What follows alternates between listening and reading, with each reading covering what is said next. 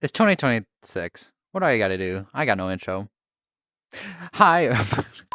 What am I doing? I'm gonna be showing off all the commercials I have made, all 5 of them. I mean, 6 if you want to count the compilation. Why? Because I don't have anything prepared, honestly. I have no script, no nothing. I'm just gonna get things based on what my thought is at the moment and things like that. So,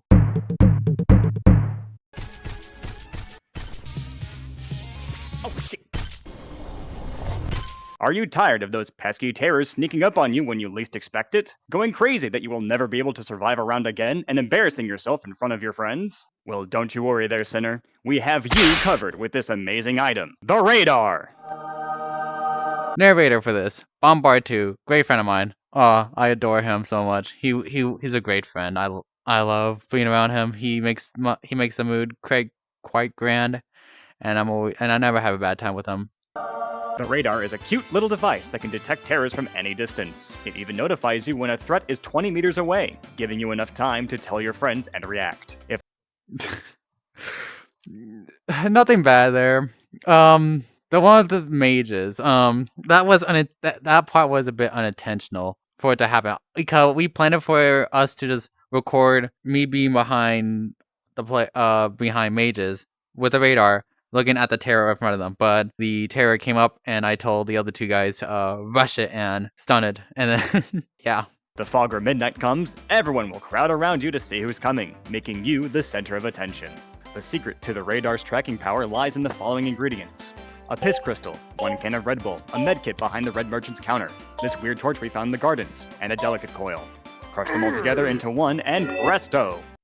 I made that up on the fly. I need to extend it. Like I said, I was gonna make it at least 90 seconds to 2 minutes. I have no idea what I was doing there. That was just bullshit. We went to countless instances to check what sinners are using to survive, and they all look lost and unhappy. I Once we really asked didn't. them to use our radar for a few rounds, their survival rate increased drastically. Just look at them surviving and being happy. Here's what a few sinners have to say about this revolutionary tool. We didn't. We never did. We said we did, but we really didn't. Anyways, It's super cheap and reliable. It helps keep you away from terrorists. And just look at it. It's got such a cute little face on the bottom. Wait, people use this item? It's useless. It's a wonderful starting item for brand new players. Oh, fuck! I love when the radar alerts me when terrors are nearby. Funny beeps. I can finally use this item to track my favorite terrorist location. first one. Let's start with the first one. Woodlog. We kind of interpret that on the fly. We did have something similar to it, but I think he changed it up a bit to make it feel good. Second one, Muse Kawaza?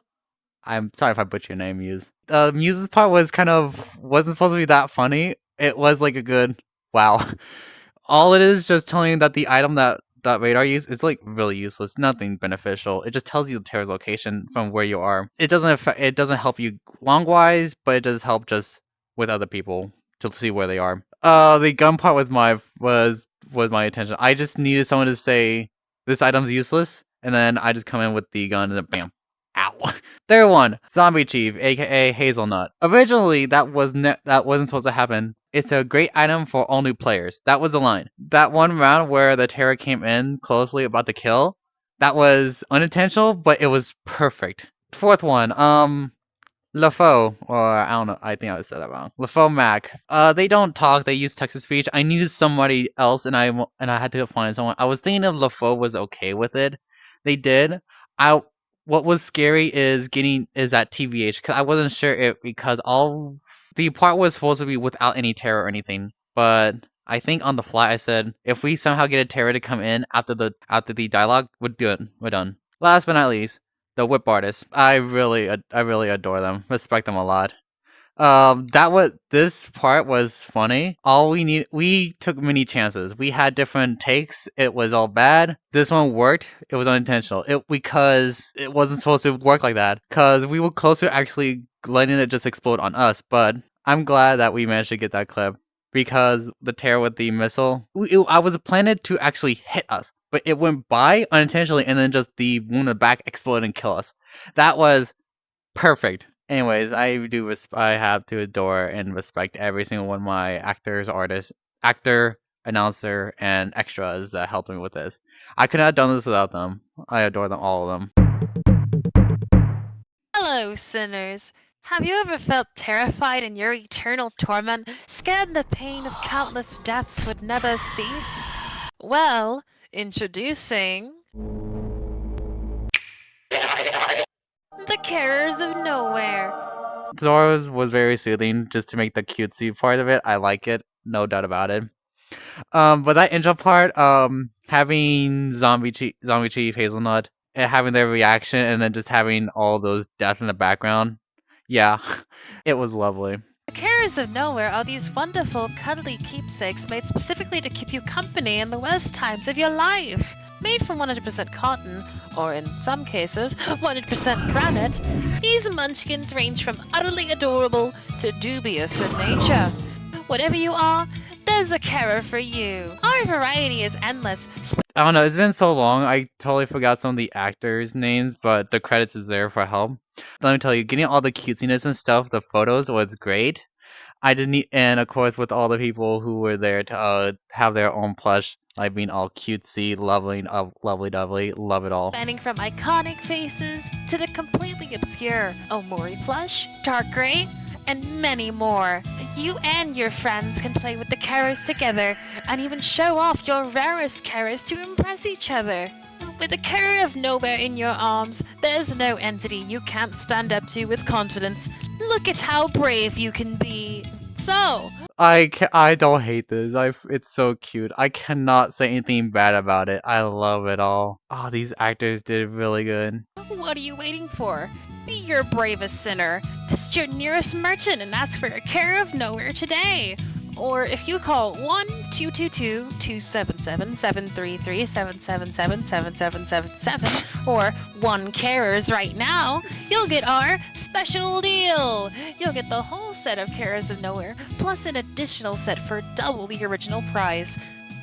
This was before Joyous Update, and I only managed to get like a couple of the ones that I could get at the time, or what's possible during then. The cute ones. We had Butter Bunny, which they had their own plush in there, but it's not a real plush. It was just them being into a plush. I made them part of it, which is funny. The one that are exclusives were the Overseer, the Wispy, and the Carrot. I wanted to get more into this commercial to show off the Carrot, but the best I got was a photo. The Wispy, thank you for being part of it. It was amazing. It was so great, and of course there is some stuff happening in the background of the videos. It's not bad. I'm not mad at this. Hey, you there! Huh? Ever get exhausted from running away from those terrors? Well there, sinners, we have the beverage for this problem. Narrator this time, Muse Kowalska. Sorry if I butchered the name again. Hav's mysterious brew. Yeah, the difference is between all that and the different types of commercial is because of the Overseer. If you see the Overseer, the first one was just regular red, and then I think it was red, whatever hue is for the Winterfest they had back in the day. Then the Carers was pink, and then this one is green. Why? I don't know. I think it was just for somewhat continuity. This brew has helped sinners in quenching their thirst after and during being chased. And Keflin is a powerful substance, but sometimes it's just not enough to dull the pain. That's why you need this brew to get through the pain. This drink tastes really good. It has a weird aftertaste, though. Such benefits of the brew include swiftness, night. Okay, I think the interview part, in my opinion, was a bit longer than I wanted. It was a bit longer than my attention for the interview, but other than that, the skits were fine. Various health benefits, iron skin, and finally, swoops. What the hell is swoops? So the Hasbro has different types of buffs and debuffs. The buffs that we showed off was overly exaggerated. This drink is the best thing I've ever tasted. Oh, that was dumb. This whole thing was... I think building the the tower of the Habsburg was so goofy. I liked it. It was just a bit of a skit. I just said all we did was just go from the bottom, build our way to the top, and that's it. I don't know who edited that part. I know someone edited. I just said we'll just speed up, add Legos, and just boom, done. The quality, the taste, the flavor, Okay. everything about it. Yeah, we had different types of editors here. We had me, which was the main one, then Yisha, and then I think Pisces. This one coming up here is Yisha's. I don't know what I was doing because apparently the dialogue for it took a while. I needed something to be fulfilled, so I just told Yisha just do something with these, do something comical, and just poof, and then this is what we got. The quality, the taste, the flavor, everything about it is amazing. And most importantly, mysterious. Okay, I don't remember it being this early, but basically I told Muse to take a drink of like some type of soda and just die because Habsburg is just, it's not bad. It's a drink that just has ups and downs, but we just kind of made it to where the brew is pretty bad. Introducing Habs Mysterious Brew, the cooler, more anti-virgin way of playing terrors. It's Habs. Like I was. That middle part is, I don't know who did that. There was a skit. We did something, but I don't remember. I think that was Drummer who did that narration of the in between before switching to another narrator. I guess I don't know. It's been a while. This commercial was a bit iffy for me. It was longer, and this bit was. Like I was saying, it's mysterious too. All these different flavors and undertones guarantee that you'll never be bored anytime you crack open a Habsburg.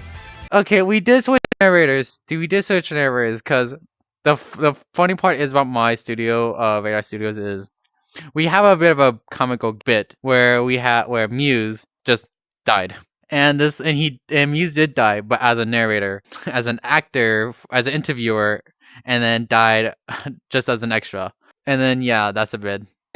I'll take another swig just to show you. You see, nothing bad happens when you drink the brew. It's perfectly safe. Hello everybody, my name is Markiplier and welcome back to Terrors of Nowhere.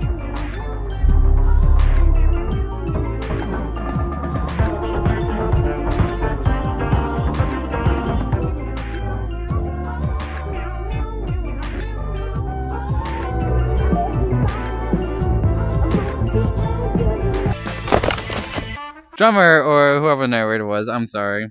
Hold on to take a drink and then just see. As you can see, this drink is fine. It's perfectly safe. But the safe part, I just told him to say perfectly safe, and then we just fade him out, and then just replace it with like, I guess you want to say type of a bit of a high moment to it.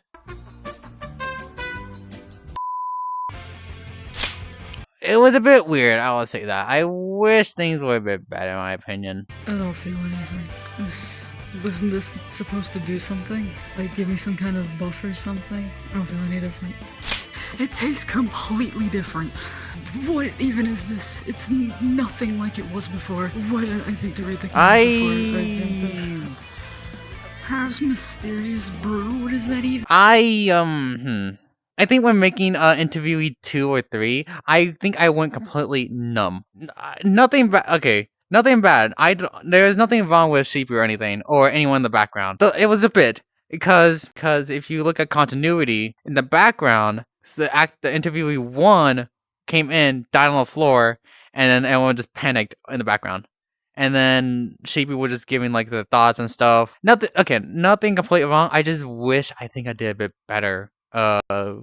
Directing and stuff, and made the cuts better. I mean, this was like 1-year-old me, and 2 or 1 year ago me, where now I could just edit and be like decently okay compared to whatever I could do here.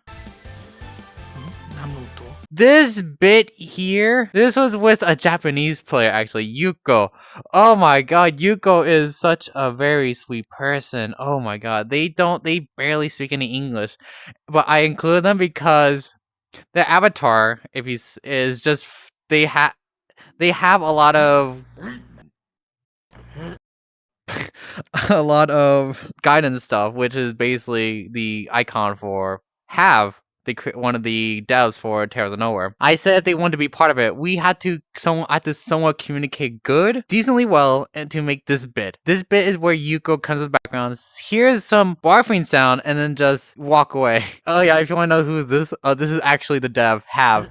I just told him he was at he was at work and doing this. I felt it was a bit much. He was at work. I told him if he could like do some like barfing sound, I would go and just input it in, and then boom. Unfortunately, alongside all those buffs, the brew is still prone to some mishaps.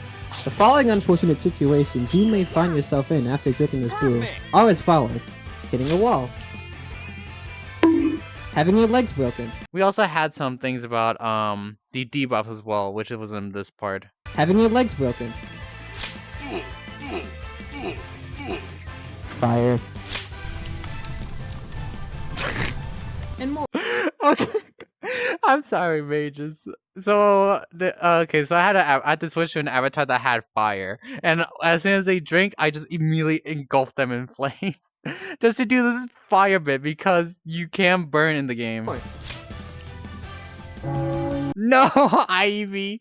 So yeah, Ivy. No, I forgot I did that. So what's your opinion on the brew, sinner? Oh yeah, that's me. That's me right there. That was old me. Oh my god. This bit was a bit weird. I don't know. I somewhat regret this part to include, but not really. The script writing was a bit awkward. I had a plan for it being a good, like someone giving a good thought for interviewee, then Sheepy came in with a bad, like a meh, and then coming in with the last one was me, and then just giving like a bad thought, a conspiracy theorist. It was experimental for me. And then we had this bit. Delicious beverage. It was weird. It was awkward. I had some issues here and there with it, but overall, it's not a bad commercial, but it was something. I kind of regret the way I did the Magic Conch. I think it went more action than funny or commercial-wise. You'll see. You there? So I didn't need to get a note in the narrator. All I did was just go find the voice that they used, and then just bada bing, bada boom. This way. Come over here. Do you believe in a god? Would you want? I hated I this. am the Magic I Conch really Shell, didn't like it. and I think you would need me to be by your side at all costs. There is even more of me if you think one isn't enough. So how was your day? It was going well. I miss my wife Tails. I kind of made it to where Magic Conch was somewhat sentient, but you know, I think it was an infomercial about. I think it was a commercial where the Magic Conch the Magic Conch wants you to buy it so it could be in your house and stuff. I guess. We can say many things that you would not expect us to say. I love you, Magic Conch. That's why your shoes raggedy. Beyond VR for more cool content. Okay, other Magic Conches. Do you remember what we are tasked to do? No, I forgot. what was that? How do I read again? Anyway, our task is to show that we are a god and people should be turned into us. Yeah, that one. Yes, Skippity. Can we get McDonald's after this? I don't know what happened here, dude. I think I went a bit more crazy on trying to go for some type of storytelling wise, but I think it didn't. I think it was a bit much. But if you heard what they said, turning everyone to Magic Conch, I mean, yeah, sure. All they do, I had crazy with this. Oh God, I forgot how much that sucked. Muse. Fuck. Oh yeah, Muse died. Oh yeah, because Muse died a lot. I just said, what if Muse is dead, and then we just make them disappear by that?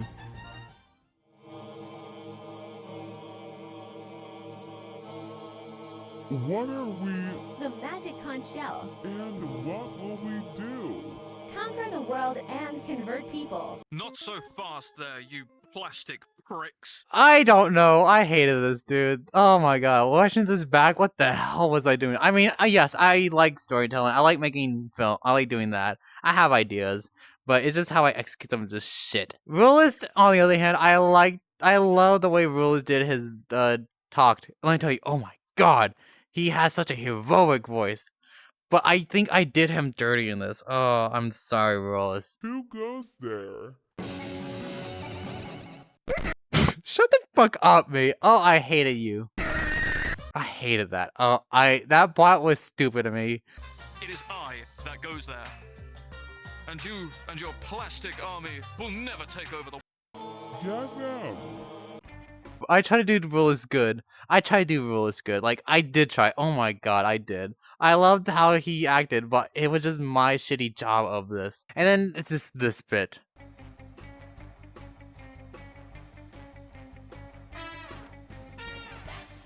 Fucking old Batman reference. I don't know why. I don't know. I just kind of gave up on it.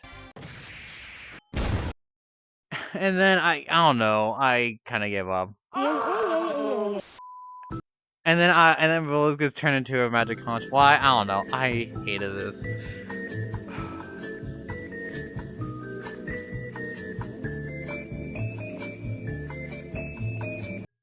I hated this commercial. I think I somewhat regret making that commercial.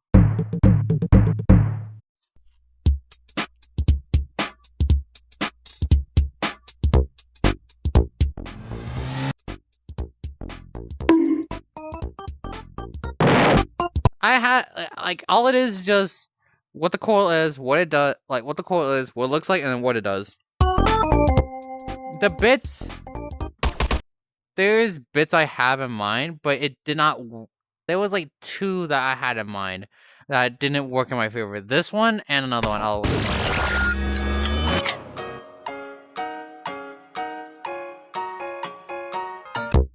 Bloody Coil. Bloody Coil usage was if you get hit, you go fast. That's it. But I don't think I did it correctly. Father, please, I am in need of some light. Hear my pray, for I am in desperate need.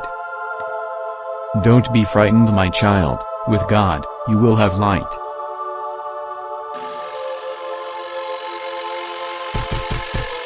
Gold Coil. It was supposed to be intended for a second purpose. Was supposed to reference a Vanoss gaming bit where flashlight on, flashlight off, flashlight on, flashlight off, where different things happen when the light goes on. But it took too long, and then for some reason I just kind of changed my mind on the fly when recording. I'm like, you know what? We're making this a Jesus scene.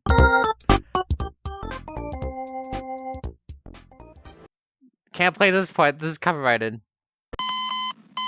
But basically, that bit was just because the Psycho Coil, but it kind of nullifies any darkness or anything, so you can still see. Jeez.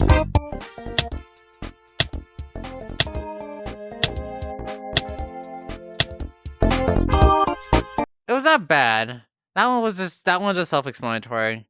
You do get hit, but you regen pretty good. This one, I kind of wish I did a bit better.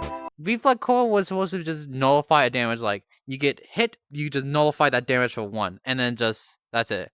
But I took that interpretation as Reflect as another. Reflect as in, you get hit, but go somewhere else. As you can tell here. Like, you get a hit here, and I'm just there, green screen, and then just, boom, dead. This one was kind of funny. I kind of wish I did that a bit better. I don't know how to edit that part. I kind of tried it, but this took way too long. And I just kind of Recoil, if you just stand still, you literally just charge up fast. You just regen way more faster like you are a plant. Chaos Coil. I don't know. It's a chance it breaks, but you also go fast. I don't know. We got lucky here.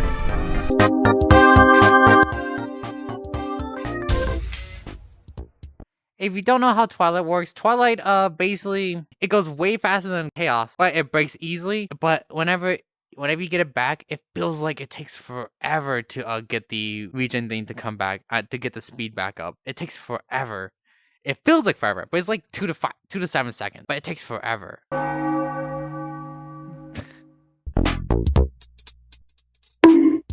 And yes, as you can tell, co-edited. Pisces did a really good job. The co-edit part was just basically removing the coil and the text in the background. I don't know how. I had Pisces help me help edit the part. All it is just bonk and just cut and then just do that part. And of course, Terror. Pisces edited this part.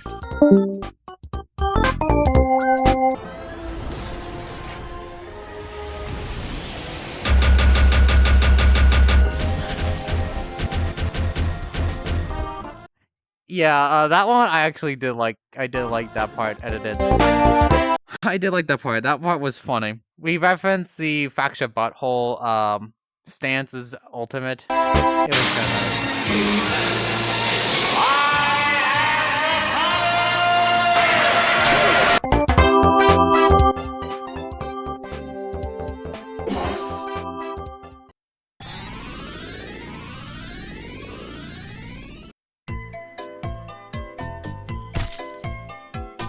okay, this one I did the whole thing. I loved it. Oh my god.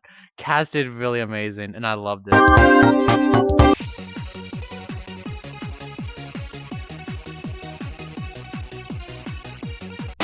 Thanks, Koishi, you did good. Yes, it is good to be a luxury coil user and not worry about dying. Look how shiny this coil is. Such an easy life I have. Those lower coils don't know how easy it is to be in the top 1% of coils. They miss their chance.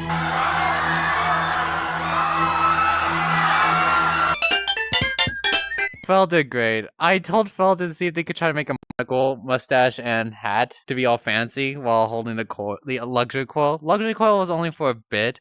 Like if you support it before a certain time, you get the luxury, but now you can't for those who support later like me. Unfortunate, but you know, I'm not complaining, I don't care. But that bit was funny though with the 1%. Because all I just told Fel was just go on top, just do all the yes, my coil. While me and like others were just down there being attacked by the Terror. I had no idea what to do with this. It's just a regular coil, but just snowy. So I'm like, we'll do this. Silver coil is like a 1 in 250 chance. And let me tell you, you could get it another way, but it's not fun. The best way to do it is by getting it through the game way. Yisha did this whole edit. I just told them to just go old MLG era.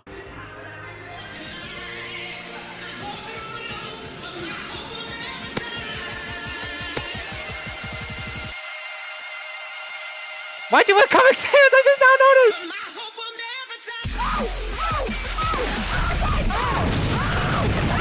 You got mail.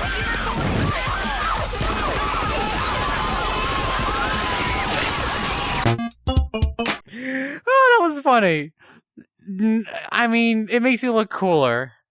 But there's a secret coil called the Grub Coil. It's like the root coil on crack. You don't need to be completely immobile. You're just a bit slower. Okay, so there was a moment where people in the Patreon or Terra's community was going around spilling some false info about a Grub Coil, Ruby Coil, all that stuff. It was just made up.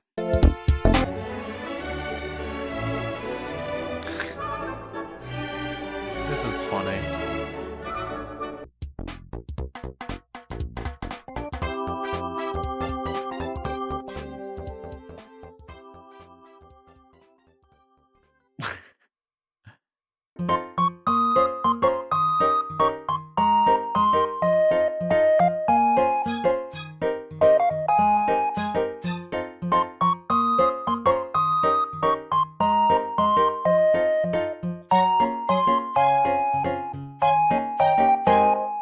Doing that actually gave me some boost to continue editing, because if I just did the other commercials, it was just gonna be all meh. I was kind of happy I did the coil commercial correctly, or how I wanted it to be. I had like maybe 2-3 parts that could have been changed or changed a bit better, but stuff happens, and can't do anything about it. Overall, it was okay. I had fun with this. Everyone who helped me, I appreciate. Y'all did amazing. Couldn't do this without you. We'll see what more I can make later.